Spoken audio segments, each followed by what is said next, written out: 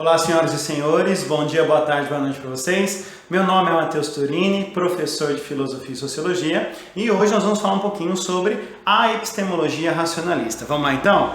Pequenos, é o seguinte, na última aula nós falamos um pouquinho sobre a Revolução Científica, a Renascença e toda essa transição, e aí nós acabamos abordando um pouquinho quanto o tema da ciência vai ganhar espaço na filosofia moderna. Então é esse primeiro tópico que nós não estamos vendo. A Marilena Chaui, na História da Filosofia, acaba chamando esse período, é um período / corrente filosófica, estilo pensamento de filosófico de pensar, que ela denomina como o grande racionalismo clássico. Professor, o que é que foi esse tal desse grande racionalismo clássico? Entre o século XVII e meados do século XVIII, nós vamos ter aqui um movimento dentro dessa filosofia da ciência, da epistemologia e tudo mais, que vai valorizar demais o conhecimento científico, o método e a confiança na capacidade da razão humana, ok? É daqui que vai nascer aquela confiança que nós vamos ter do iluminismo, por exemplo, numa razão universal e tudo mais, que eu vou deixar para a aula de iluminismo. Dentro desse grande racionalismo, e eu não estou falando racionalismo aqui, o grande racionalismo não é a teoria racionalista, mas é o grande racionalismo clássico no sentido de pensar que a ciência é capaz de fazer as suas explicações e a razão humana consegue fazer essa captação do conhecimento da verdade, nós vamos ter uma discussão, um embate que vai acontecer. Qual? Teóricos que majoritariamente vão defender uma filosofia que se aplica mais na defesa e da apropriação das ideias, e alguns teóricos que vão se aplicar mais na defesa e apropriação dos sentidos. Então, se você observar essa tabelinha, por favor, não leve essa tabela à risca, porque você tem diferença entre esses teóricos. Majoritariamente, essa coluna aqui vai falar um pouquinho sobre quem são os autores que vão valorizar mais as ideias. E essa coluna aqui, majoritariamente, esses autores vão valorizar os sentidos. Então, na filosofia antiga você tem Platão, na medieval você tem Agostinho, na moderna você tem racionalismo, que é o que é a nossa aula de hoje, e depois você vai ter o idealismo na filosofia contemporânea, com Hegel e tudo mais. Deste lado aqui contemporâneo, essas pessoas, nós vamos ter Aristóteles, nós vamos ter o Tomás de Aquino, empiristas e o materialismo, tudo bem? E aí, pequenos, o que cabe ressaltar? A discussão é onde é que está essa confiança? A confiança está onde? Onde é que eu posso depositar essa confiança da razão humana para poder vincular o conhecimento e a produção desse conhecimento, metodologicamente falando, tudo bem? E aí nós vamos ter esse embate que vai acontecer entre os racionalistas e os empiristas. Professor, o que é o racionalismo? Qual que é a grande diferença? Basicamente, pessoas, a imagem do Platão e do Aristóteles defende isso. Enquanto Platão está com o dedinho para cima, Aristóteles está com a mãozinha para baixo. Então Platão valoriza mais as ideias, enquanto Aristóteles valoriza os sentidos na hora de produzir o conhecimento verdadeiro. O conhecimento que no grego a gente estava acostumado a chamar episteme, tá? Que seria algo equivalente à ciência, tá? Por isso, epistemologia, tá? Seria o estudo dessas teorias científicas. O racionalismo vai divergir do empirismo, não é o nosso foco o empirismo hoje, mas você precisa saber que essa divergência entre o Platão e o tio Aristóteles já põe em jogo a diferença entre racionalismo e empirismo. Racionalistas vão ficar com a valorização da razão, enquanto os empiristas vão ficar com a valorização da experiência, dos sentidos da empiria enquanto tal. Então, a partir de hoje, pessoas, quando você vir uma questão que apresente a palavra empirismo ou empiria, troque pela palavra experiência. É isso que está querendo dizer. Tudo bem? Sussa? Platão é a principal influência, então, do racionalismo, enquanto Aristóteles é a principal influência do empirismo. E hoje nós vamos falar de 5 autores. Descartes, Pascal, Spinoza, Malebranche e Leibniz. E é óbvio, pessoas, que um grande mote, um grande filósofo, o maior filósofo deles aqui é o Descartes, que é o que mais cai, é o que mais acaba sendo reproduzido nas provas de vestibular e tudo mais. Então é óbvio que nós vamos dar um destaque maior neles. Mas não que os outros, e aí vem a grande questão, não que os outros não sejam também classificados como racionalistas e tenham a sua importância. O Spinoza é um deles. Você vai ver que na nossa lista lá tem uma questão sobre Spinoza, por isso que é importante eu coloquei Spinoza para cá, para a gente poder pensar o Spinoza junto com os racionalistas. Vamos começar com ele então, o René Descartes. Pequenos, este cara que olha para você com cara de... Esse Descartes, cara, ele é francês, ele é considerado o pai da filosofia moderna, considerado o pai do racionalismo enquanto tal. Ele parte de uma questão muito tranquila, muito simples. Qual? Da onde eu vou tirar o primeiro conhecimento? Descartes ele acaba pensando o seguinte, não, pera lá. O conhecimento, ele deve estar, sabe, aí, muito bem. Mas o que é que eu vou achar como verdadeiro? E se, começa a pensar Descartes, e se eu estiver sonhando? Porque muito bem a gente pode estar sonhando, pode estar assistindo uma videoaula nesse exato momento. Aí você fala, professor, então isso não é verdade, eu sonho. Pois é, parece que eu sonho. Eu poderia, vou dar outro exemplo, lembrança. E se esse exato momento é a sua lembrança, resgatando os períodos de quando você estava no cursinho, em plena pandemia de 2020, falando para alguém, o que acaba justificando a riqueza de detalhes. Se esse momento for uma lembrança, ela não é realidade, ela é uma lembrança, mas justifica a riqueza de detalhes. E se isso daqui for uma grande matrix, uma plataforma tecnológica onde a gente é programado para dizer o que está dizendo nesse exato momento. Ou então, e se tiver um Deus no meu ouvido falando assim, olha, dirá o Deus, na sua frente tem um vídeo sendo gravado por um professor gatucho que está dizendo as coisas sobre Descartes para você. Sabe uma coisa meio que Jim, lá dos Winchester? É mais ou menos isso. E aí, professor? Pequenos, Descartes passou pela cabeça várias dessas coisas, né? Qual, professor? O sonho, que é o que ele chama, né, argumento do sonho e argumento do gênio maligno. Por quê? Ele começou a pensar que tudo que ele poderia achar que já conheceu fosse algo mentiroso, ok? Quem garante que aquilo que eu aprendi é verdade? Quem garante que aquilo que me ensinaram é verdade? Quem garante que aquilo que os meus sentidos veem é verdade? E eu não posso confiar nos sentidos, vai dizer Descartes. Por quê? Porque os sentidos me enganam. Exemplo do Descartes. Né? Saia na chuva e depois pule numa piscina. Não, isso não é o exemplo do Descartes, mas vou te dar um outro exemplo do Descartes aqui. A chuva está gelada, pule numa piscina. A temperatura da água é a mesma, mas a sensação térmica que o senhor tem é que a piscina está mais quentinha. Aí você fala, nossa professor, o seu corpo te engana. O seu corpo te engana. Já teve, esse é o exemplo do Descartes. Já olhou assim uma pista longe? E a pista parece que, nossa, tá até molhada, tem uma poça d'água lá, nossa, você tá olhando a pista de longe, tá uma poça d'água, quando você chega perto, cadê? Não era. Você nunca sonhou? Nunca sonhou que estava dormindo? Nunca sonhou que estava dormindo, é maravilhoso. Nunca sonhou que estava na escola? Ou nunca sonhou que estava num pesadelo? Já acordou chorando por causa do sonho? Já acordou sorrindo por causa do sonho? Já teve poluição noturna? Então você não pode confiar nos sentidos. Os sentidos te enganam. E como é que eu vou confiar em alguém que já me enganou? Então Descartes risca os sentidos. E aí é o que a gente chama de dúvida metódica. Dúvida metódica, dúvida meta-dúvida, dúvida hiperbólica, dúvida cartesiana. O que é a dúvida, professor? É o primeiro passo de Descartes. Qual? Vamos lá, duvide de tudo. Por que eu vou duvidar de tudo, professor? Porque a dúvida vai garantir que você elimine aquilo que é falso. Duvide do quê? Duvide do conhecimento, daquilo que veio dos sentidos, duvide da tradição, duvide do que te ensinaram, duvide de tudo, duvide de mim. Duvide. Professor, mas se eu for duvidar tudo, é a postura cética? A postura é cética. Então o Descartes é um ceticista? Não, o Descartes parte do ceticismo, fazendo a dúvida sobre tudo para poder chegar em algo verdadeiro. E o que é que ele chega de algo verdadeiro, professor? Você já conhece muito bem Descartes. Enquanto eu queria assim pensar que tudo era falso, cumpria que eu, que pensava, fosse alguma coisa. O que é que Descartes observou? Será que eu estou pensando? Uma dúvida. Mas será que eu duvidei? Outra dúvida. Mas será que eu duvidei de novo? Percebeu, pequenos? A dúvida é indubitável. Do que você não pode duvidar, segundo Descartes? Da própria dúvida. Por quê, professor? Porque a dúvida, ela garante que você tem uma alma pensante. E se você pensa, logo existe. Cogito ergo sum. Penso, logo existo. Simples assim.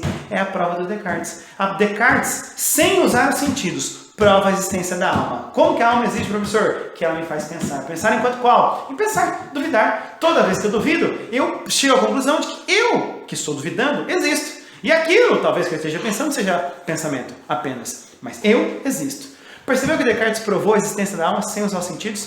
Maravilha. Como é que a gente chama essa postura, professor? Solipsista.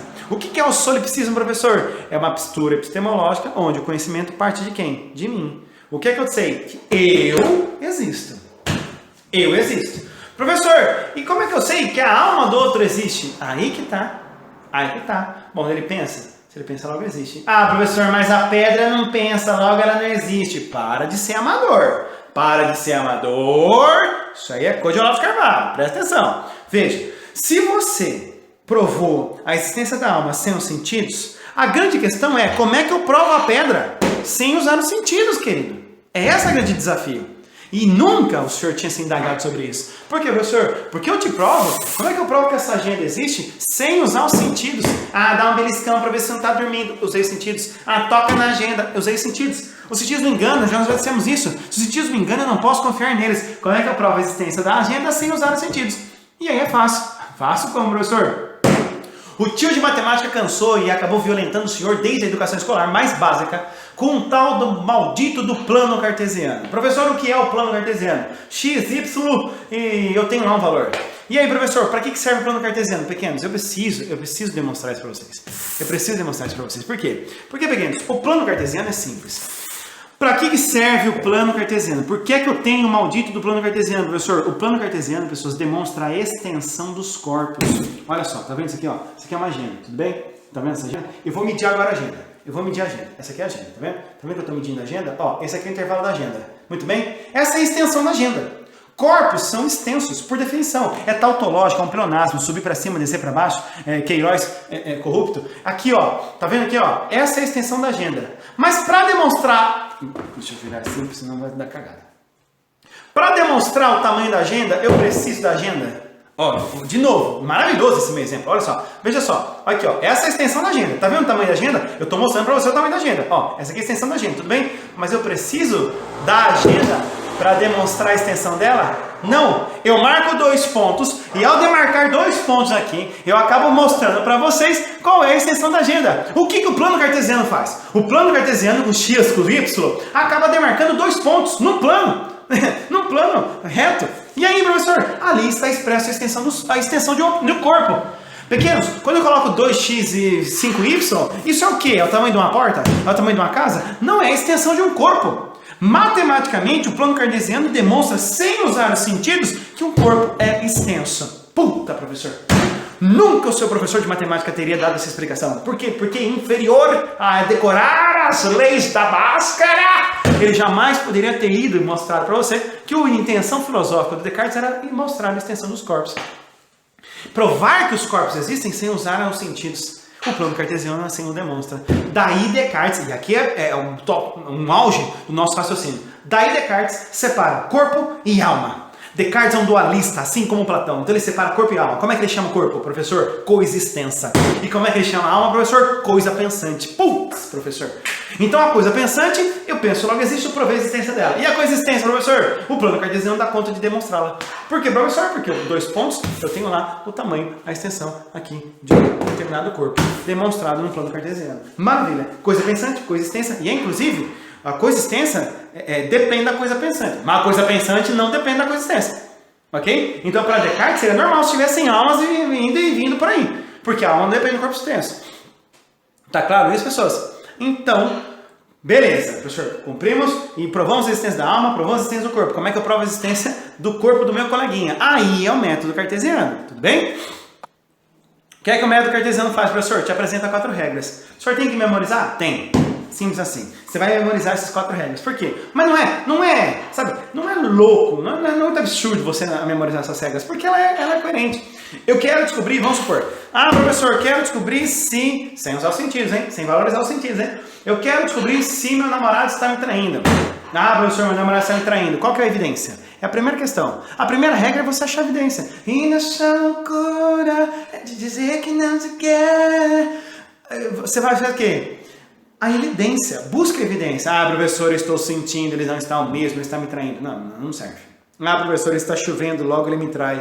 Não, também não serve. Tem que ser uma evidência racional. Professor, eu achei uma mensagem aqui no WhatsApp dele. Parou? Professor, peguei o senhor agora. O senhor falou WhatsApp. O WhatsApp é sentidos. Como é que o senhor está querendo usar? Pequenos, deixa eu te explicar um negócio. Descartes nunca disse que os sentidos não existem. É claro que os sentidos existem. Porque para ele dizer que os sentidos são falsos, os sentidos precisam existir. Então os sentidos existem, ponto. Só que não é o papel dos sentidos no conhecimento é inferior. É secundário. Porque, professor, tem que passar por aqui, ó, pela razão. Então, achar uma mensagem no WhatsApp, ela é uma evidência. Mas eu preciso demonstrar que essa evidência leva à minha suspeita. Qual? Que meu namorado está me traindo. Lembra que nós partimos desse elemento? E aí, professor, temos uma evidência aqui. Aí, professor, o que você faz? Pega a evidência. Ela é aceitável? Ela passou por esse funil da dúvida? Então nós vamos para a segunda regra, que pode ser divisão ou análise. O que a gente faz? Vai analisar a evidência. Para analisar a evidência, eu vou separar por partes. Você chega ao seu namorado e fala assim, pera lá, por que essa pessoa está fazendo com o seu celular? Como é que você chegou aqui? Quem que é essa fulana? Você vai rachar para poder entender e compreender melhor. E aí você vai para a terceira regra, organiza, vai do mais simples para o mais complexo. Seu namorado vai te dizer, olha, você sabe que eu moro lá na República? Lá na República tem um garoto que ele acha que você é muito pega no meu pé, ele quis fazer uma trollagem, a irmã dele acabou então mandando uma mensagem para mim, para poder dizer que eu estava traindo, e aí recebeu a mensagem, você recebeu uma mensagem aqui de trollagem, e é isso. Então pera ali! E aí explica do mais simples para o mais complexo. É igual a equação de segundo grau. O professor de matemática vai lá e coloca x mais x é igual a zero. Ah, que bonito, professor. Depois vem um inferno de uma conta para você fazer. Começa no mais simples e aí vai até o mais complexo. E aí, professor, qual é a regra? Enumera, revisa. Passou tudo aí no funil da dúvida? É evidente? Analisou-se? Organizou-se? Não deixei passar nada? Conhecimento evidente. Conhecimento científico. Esse é o método Descartes. Tudo bem, pessoas? Então, de maneira alguma, pessoas, o Descartes elimina a possibilidade da existência dos sentidos. É que ele não os valoriza. É diferente. Tudo bem até aqui, pessoas? Tranquilo? As ideias que ele vai valorizar são as inatas. Só que uma ideia inata, que nasce comigo. Inata, nasce comigo. Ok? Dá uma exemplo da ideia inata. Penso, logo existo. Se eu te perguntar, você existe? Ele vai falar, claro que existe. Mas prove. Você ia bobear, ia apelar para os sentidos, depois ia falar, não usa os sentidos. Você ia... E aí você, mas eu tenho a certeza que eu existo. Eu tenho a certeza que Deus existe. É outra evidência aqui para Descartes. Vamos chegar aqui no conceito de Deus cartesiano. As ideias adventistas são aquelas que advêm. Elas vêm de fora. Ela vem de onde, professor? Dos sentidos. Ah, mas aqui os sentidos. Volta a falar para os senhores. Descartes acredita que existem sentidos. Só não confia neles. É diferente. E aí os factícios vêm da nossa imaginação. Que é mais ou menos essa combinação entre o pensar e o sentidos. Mas Descartes acredita. É o seguinte, pera lá. Ah, professor, e se eu imaginar uma coisa aqui, pequenos? É o seguinte, ó. Para Descartes existe um princípio chamado princípio da correspondência que aqui explica a questão da imaginação. O senhor não pode imaginar, o senhor não pode pensar em coisas que não existem. O senhor não pode. O senhor dá exemplo, a montanha de ouro, professor. Montanha existe, ouro existe, sua imaginação só fez o quê? Ó? Criou uma imagem. Fada, professor, o que é fada? A fada é o quê? Uma mulher, mulher existe. Asa existe. Você bota a asa na mulher. O que é unicórnio, professor? Unicórnio é um cavalo, cavalo existe. Chifre, você existe? E aí você põe chifre no unicórnio, no cavalo, vira unicórnio. Tudo bem? Daquele tira a ideia de Deus. Por quê? Porque a gente é finito. A gente é imperfeito. Mas a gente tem a noção de finito. A gente tem a noção de perfeito. Alguém finito e perfeito imprimiu essas ideias em nós. Então é preciso que alguém perfeito e infinito tenha imprimido a ideia de perfeição e infinitude na nossa cabeça. Quem é este alguém, professor? Deus. O Deus cartesiano é a evidência de que a gente pensa no infinito e pensa na perfeição. Só alguém infinito e alguém perfeito. Se a gente pensa, quer dizer que existe. Então, só alguém infinito, alguém perfeito que pode demonstrar e marcar isso nas nossas cabeças. Tudo bem, pessoas? Sussa. Vou rápido nos demais autores, porque não é que eles são irrelevantes, mas eles são menos relevantes para os vestibulares. Blaise e Pascal. Pascal, pessoas, não sei se você entendeu. O Descartes é bem mecanicista. Professor, por que ele é mecanicista? Porque ele é mecânico. Passo por passo. Tá vendo como que ele é metódico? O Pascal, pequenos Pascal, não, deixa eu ver aqui, ó. Vou mostrar a carinha dele. O Pascal, pessoas, ele concorda com o racionalismo, mas discorda desse mecanicismo cartesiano, porque ele acha que o ser humano não é uma máquina.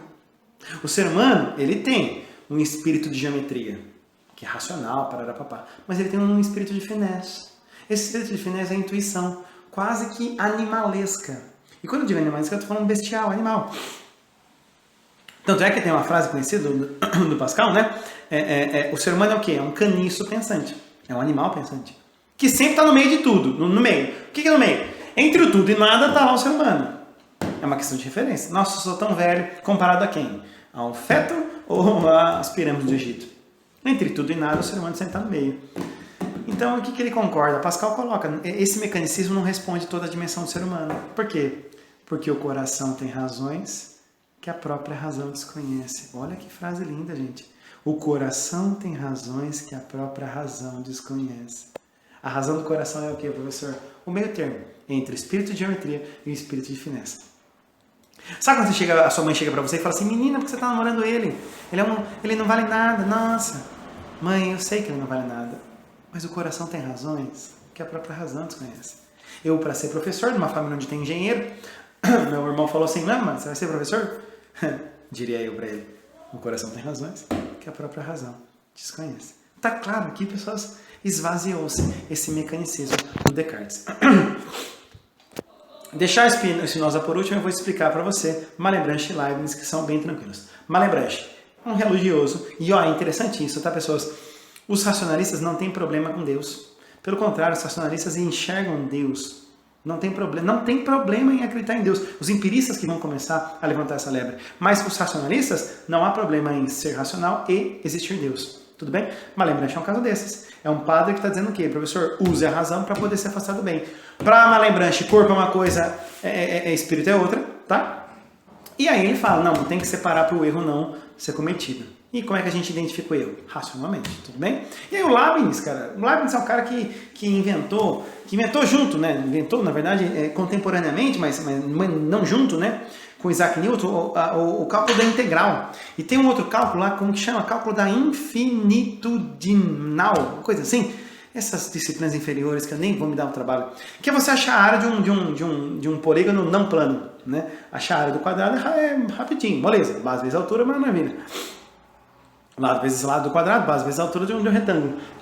Mas, e se ele for um círculo perfeito, beleza, mas e se ele for um negócio meio torto? Vem o cálculo de infinitesimal. Tudo bem? Mas a crítica aqui do Leibniz, pessoas, é ao extremismo. Extremismo do racionalismo e extremismo do empirismo. O Leibniz está querendo achar concordância entre isso. E quais são, professor, a concordância? Não, é que na verdade a vida tem graus de concordância. Então se eu falo, Nescau é bom, Nescau é melhor que Toddy, eu tenho um grau de concordância. Não é que a verdade ela é exclusiva de um ou de outro, existe grau de concordância. Então ele está buscando uma filosofia mais universalista. E a maior produção do Leibniz é a teoria das mônadas. Professor, o que é a mônada? A mônada, pessoas, ela é um átomo espiritual, vamos dizer assim. É a menor parte. É que ela é a menor parte porque ela não dá para dividir. A alma não dá para dividir, então a mônada não dá para dividir. Diferente do átomo. Eles estão descobrindo aqui nessa época que o átomo não dá para dividir, mas a mônada não. Então a mônada, pessoas, ela compõe a parte consciente nossa, a parte da alma, a parte do espírito nossa. Entende isso? E aí ela nos demonstra a percepção. Por que vamos lá. Por que as percepções nossas mudam? Porque o arranjo das mônadas elas também mudam, ok? A relação da mônada com o corpo, ela é direta, porque a mônada, por ser esse ato espiritual, está com a sua consciência, o Leibniz acredita que não existe uma separação entre corpo e alma, igual acreditava Malebranche, igual acreditava Descartes. É meio que uma coisa una, tá? E essa harmonia, porque eu penso e aí meu braço levanta, talvez, eu sei que você está pensando, olhando para mim, falando assim, professor, a neurociência explica isso. Mas o Leibniz aqui está querendo explicar como é que eu dou um comando na minha consciência e meu braço levanta. Então existe uma harmonia disso, né? E o mundo é da melhor forma que poderia ser realizado. O mundo é da melhor forma possível que as mônadas conseguiram se organizar. O que é algo bom e ruim ao mesmo tempo. Por que é algo bom? Porque você aceita o mundo como ele é. Por que é algo ruim? Porque talvez você não queira transformá-lo. Então é um problema para alguns revolucionários do século XIX. E aí eu cheguei no Baruch Spinoza. Pessoas, o Spinoza, pequenos, ele vai influenciar Nietzsche. Então, fique tranquilo, porque se você não entendeu muito o Spinoza aqui, quando a gente for falar de Nietzsche, você vai matar ele. Porque Nietzsche cita Spinoza como um grande irmão. E olha que para Nietzsche citar alguém como irmão, é porque esse cara foi relevante mesmo. O Nietzsche diz o quê, professor? Desculpa. O Spinoza diz o quê? O Spinoza diz o seguinte, pequenos. Não tem corpo e alma separados. Teoria do paralelismo dele. Corpo e alma são uma coisa só. Só que essa conclusão ele tira do monismo que ele defende. Deus e a sua criação são uma coisa só. Tanto é que ele defende Deus sive natura. Deus não é aquele Deus, porque ele é judeu, e o judaísmo, o cristianismo, o islamismo defendem o quê? Um Deus que criou, fez a criação e saiu fora da criação. O que é que ele defende? Os gregos, o que é que defende Spinoza? Deus fez a água e é a água. Fez o rio e é o rio. Fez a árvore e é a árvore. Fez eu e sou eu. Ok? Teoria do paralelismo. Então, assim como Deus não está separado, o Criador não está separado da sua criação, a alma não está separada do corpo. É uma coisa só. Entende? E alma e corpo, eles estão lançados na Terra, desculpa a minha empolgação, porque Spinoza é muito bom. Alma e corpo estão lançados na Terra, e o que acontece? A alma e o corpo, uma vez lançados na Terra, as coisas, as circunstâncias da vida, os objetos, as notícias que eu recebo, me afetam. O que eles chamam de afecções. O que é ser afetado, professor? Pequenos, não tem uma notícia que te joga lá para cima e não tem notícias que te jogam lá para baixo? O que o Spinoza está dizendo? Por que a notícia te joga para baixo? Porque corpo e alma estão interligados. Uma ofensa me gera uma úlcera. E uma doença me gera tristeza. Puta, professor. Ele está concluindo aqui, pequenos, que corpo e alma é uma coisa só. Corpo e alma sendo uma coisa só, são afetados. Uma fala afeta o seu corpo e um soco afeta a sua alma. E aí, professor, nós somos corpos lançados. Corpos são afetados. E o que são as afecções, professor? É aquilo que movimenta o que nós chamamos de conatos. Professor, o que é conatos? Conatos é a força vital, potência de ação. Pequenos, aí você, temos aquilo que a gente pode chamar de tesão pela vida. O que é tesão, professor?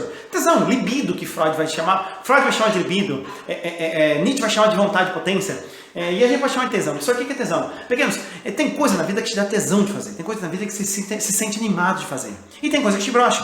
A aula de física te brocha. Joga lá para baixo. Aula de química, aula de física. Nossa, professor. Uma aula de filosofia.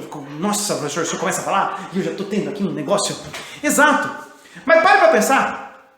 Para pensar. Se o nosso corpo é afetado, então quer dizer que uma vez eu lançado no mundo, eu sou um alvo. Eu sou um alvo. O carro me afeta, a bolsa de valores me afeta, o governo Bolsonaro me afeta, o ministro da educação com o currículo do inferno me afeta. Entende? Eu sou afetado. A todo momento eu sou afetado. E essas afecções me movem para cima ou para baixo. O para cima que eu digo é assim. Toda vez que eu encontro algo que melhora a minha potência de ação, essa coisa acaba mostrando mais de mim em mim, mais de mim para mim, entende? É como se eu visse, vamos pensar num meme ou num vídeo bonitinho que você vê nas redes sociais, você olha aquilo lá e se encontra, cara, no vídeo, na série, no filme, você vê e fala, nossa, é isso aí, exato. Isso revela, essa coisa revela mais de você em você, ok? Vamos falar de chocolate, chocolate revela mais de você em você, ok? Só que botânico fontora ou injeção na bunda acaba apequenando você, para você, entende? O que é esse movimento, professor? É aquilo que ele chamou, o Spinoza chamou de paixões alegres e paixões tristes. O que é uma paixão alegre, professor? Paixão alegre é quando a alma passa de uma perfeição inferior para uma superior. É quando você se encontra com mais de você, em você. E a tristeza, as paixões tristes, é aquilo que tira, apequena você de você. Faz a sua alma ir para um grau inferior de si mesma. Então ele chamou de alegria esta passagem de um nível inferior para um nível superior. E de tristeza, a passagem de um nível superior ao nível inferior. Entende isso, pequenos? O que nós temos aqui, professor? A alegria e a tristeza como resultados das afecções que me afetam. Professor, então é simples, eu vou me afetar. Não dá. Por que, professor? Não dá. Você não se afeta. Professor, mas e se eu ir lá e comer um chocolate? Pois é o chocolate que dá alegria, não você. Senhor, e se eu for lá agora ter um ato sexual agora com aquele que eu amo? É a outra pessoa que afeta você. Que te provoca orgasmo, que te provoca... Entende isso? Putz. Então o Spinoza chega assim de conclusão. Se eu viver aleatoriamente, se o senhor viver aleatoriamente, dependendo das afecções que encontram o seu corpo e a sua alma, em que encontram você, para revelar mais de você em você, o senhor aleatoriamente viverá uma vida escrava. Escrava das afecções. Escrava dos encontros que você terá no mundo. Para Spinoza, o senhor precisa identificar as paixões alegres. O senhor precisa identificar aquilo que o senhor realmente te faz feliz. Te mostra mais de você em você. E aquilo que te mostra mais de você em você, isso é alegria. E aí o senhor pode caminhar para isso. Professor, eu adoro chocolate. Caminhe para o chocolate. Caminhe para o chocolate. É óbvio que você sabe que você não pode exagerar. Mas é óbvio que eu estou te dando uma coisa assim, muito materialista. Vamos lá. Vamos, professor, eu amo medicina. Motivo pelo qual você fez 1, 2, 3, 4 anos de cursinho e ainda está fazendo um ano de cursinho, e de repente você fala assim, quantas pessoas já falaram, você não faz bem de enfermagem? Porque eu não quero inferno. A enfermagem não me anima, não me alegra. É a medicina. Enquanto tal. Professor, o senhor é tão bom, por que você não fez engenharia? Diria meu irmão. Por que você não fez engenharia? Porque me anima a ser professor, dar aula. Olha a empolgação. Estou aqui quase subindo em cima da mesa para te dar essa aula. Quando o senhor caminha para as paixões alegres que movem o seu corpo e mostram você, mais de você, para você, o senhor caminha para uma liberdade. Professor, indagar a você. E se o meu prazer for matar pessoas? Eu sou um serial killer, um psicopata. Aí a gente volta para essa teoria monista. Qual, professor? De uma forma ou outra, Deus fez o rio e é o rio. Deus fez a árvore e é a árvore. Deus me fez e sou eu. Deus fez você e é você. De alguma forma eu e você nos encontramos. Então a liberdade ética para Spinoza é uma liberdade universalista porque, de alguma forma, afetar você, diminuir você, apequenar você, é de alguma forma apequenar eu. Matar você é de alguma forma matar eu. Então a ética para Spinoza não é que... Entende isso? Professor, então quer dizer que tem um princípio? Não, matarás? Não. Matar não é bom ou mal em si. Entende isso? Bem e mal não são coisas. São efeitos. Professor, matar é bom ou ruim? Qual é o efeito dessa morte? Beber demais é bom ou ruim? Qual é o efeito dessa embriaguez? Estudar demais é bom ou ruim? Qual é o efeito desse estudo?